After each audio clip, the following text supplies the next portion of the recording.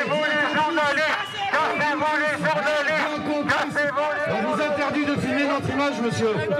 On vous interdit de filmer notre image, monsieur.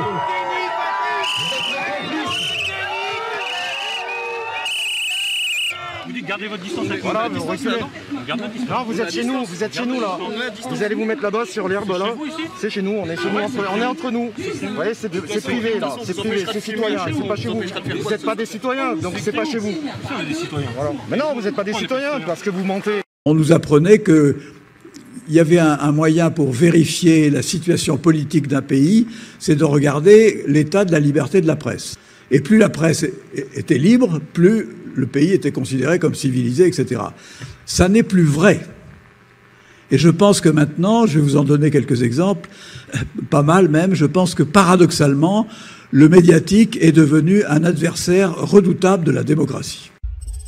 C'est-à-dire que nous sommes désormais face à des flux qui arrivent 24 heures sur 24 du monde entier, à la vitesse de la lumière, des flux d'informations, c'est-à-dire d'images, de textes, de cinéma, etc., qui nous assiègent littéralement, à telle enseigne qu'un essayiste américain, Roy Ascott, avait parlé du deuxième déluge. L'information nous tombe littéralement sur le dos, et sur le dos de nos dirigeants, de tous bords, médiatiques et tout. Nous sommes face à ce flux, et pourquoi c'est redoutable? Parce que ce flux, nous n'avons plus les moyens de le contrôler. Macron va certainement la gagner, compte tenu de tous les appuis qu'il a, il ne peut pas perdre. C'est quoi les appuis qu'il a? Ça veut dire quoi, ça? Ben, qu'est-ce que ça veut dire? Qu'est-ce que ça veut dire? Il a Patrick Drahi, que vous connaissez bien, BFM TV. Oui. Comment vous pouvez RMC, l'Express, Libération. Il a Bernard Arnault, le Parisien, les Échos, Xavier Niel. Patrick Drahi, d'ailleurs, qui est une entreprise luxembourgeoise. Jean Lassalle. Jean Lassalle, je voudrais qu'on puisse poursuivre. Donc Xavier Niel est le patron du Monde. Il y a cette question très importante ce matin. Vous pouvez refuser de répondre et ensuite dire que c'est la faute des autres. Mais ce matin, vous avez la parole et vous pourriez l'utiliser. Zemmour. Vous voyez l'équilibre, comment ça se fait. Alors Jean Lassalle, sur le pouvoir d'achat, c'est aujourd'hui... Vos amis qui ont parlé avec vous ce matin sachent tous ces détails. C'est la vérité. Alors après, vous pouvez me poser toutes les questions. Cette campagne est pourrie. Pour une fois, pas parler politique, parce qu'on savait qu'ils étaient d'une lâcheté crasse, et j'en fais partie, parce qu'il y a longtemps que je suis en politique, mais on ne savait pas que les journalistes l'étaient autant lâches. Et qu'ils sont capables, oui, d'une lâcheté. On est lâche aujourd'hui. Je vous pose des questions, vous n'y répondez pas. Ah, écoutez, et c'est moi qui suis lâche? Oui, pas vous toute seule. Il a raison. Il a raison. À travers Emmanuel Macron, ses grands intérêts financiers auraient le pouvoir. Et d'ailleurs, c'est très simple. Posez-vous une question. Pourquoi ces heures et ces heures de télévision en direct? Pourquoi ces couvertures de magazines? Le spectacle supplante l'information. Ce qui compte par rapport à une information, quelle qu'elle soit, y compris quand il s'agit de la guerre, pour que l'information soit vendable, qu'elle trouve des clients sur n'importe quelle chaîne de télévision ou même dans les journaux, il faut qu'elle soit mise en spectacle. La société du spectacle, Guy Debord, ça remonte à très longtemps, mais nous y sommes en plein. Il faut qu'elle soit scénarisée, si j'ose dire, et scénarisée de la manière la plus primaire possible. Bon, vous savez que le générique d'un journal d'info, il doit suggérer l'angoisse, le suspense.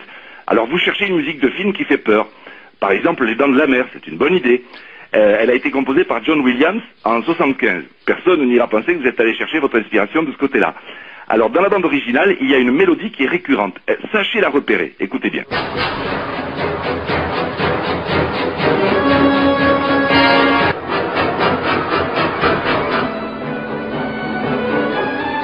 Voilà la mélodie.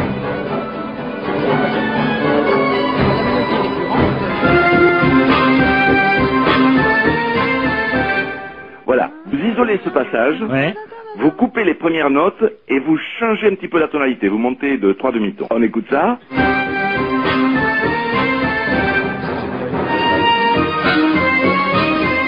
Voilà, ça c'est toujours Les Dents de la Mer. Maintenant on va faire plus angoissant, il faut ralentir toute la phrase, on maintient le rythme avec des contrebasses et des violoncelles, toum toum toum toum toum toum, on ponctue avec des timbales, ça donne ça.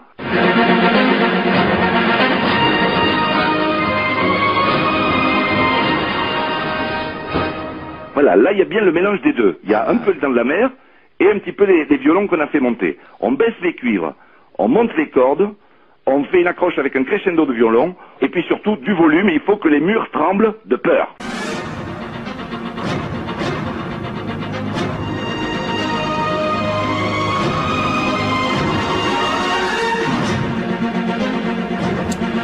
Il y a M. Ted Turner, qui était le créateur de CNN, qui avait un jour dit, mais il ne savait pas à quel point, on se souviendrait de sa phrase, il avait dit, il faut comprendre qu'à la télévision, il ne peut y avoir qu'un méchant à la fois. Donc pour que la télévision puisse concurrencer le western, il faut qu'il y ait un méchant qui se bat contre un bon. Et à la fin, le bon gagne. Ça veut dire que l'actualité internationale doit être présentée de cette façon-là. Mais l'actualité internationale, elle n'est jamais comme ça. Il n'y a jamais un méchant complètement méchant et jamais un bon complètement bon. L'information, elle se situe dans les zones intermédiaires, dans les zones grises. Quand cet imbécile de George W. Bush Jr., vous vous souvenez, en 2003, quand il a voulu partir en guerre en Irak, pour des raisons mensongères, sans s'imaginer qu'il allait mettre le feu au Proche-Orient, le feu qui dure encore aujourd'hui. Dieu merci, j'étais pas particulièrement un électeur de Jacques Chirac, mais il faut reconnaître le mérite à Jacques Chirac de nous avoir empêchés de nous aventurer dans cette aventure pathétique. La chasse au scoop est beaucoup plus importante que la chasse à la vérité. Et tout le monde accepte ça de manière presque naturelle, parce que nous avons été incroyablement influencés par ça. J'avais écrit un jour une chronique, mais il y a longtemps, qui s'appelait « La vérité devrait bien pouvoir attendre un quart d'heure ». Non. La recherche de la vérité ne peut plus attendre 3 minutes. Parce que si BFM donne l'information avant CNews ou avant France Info, c'est une catastrophe.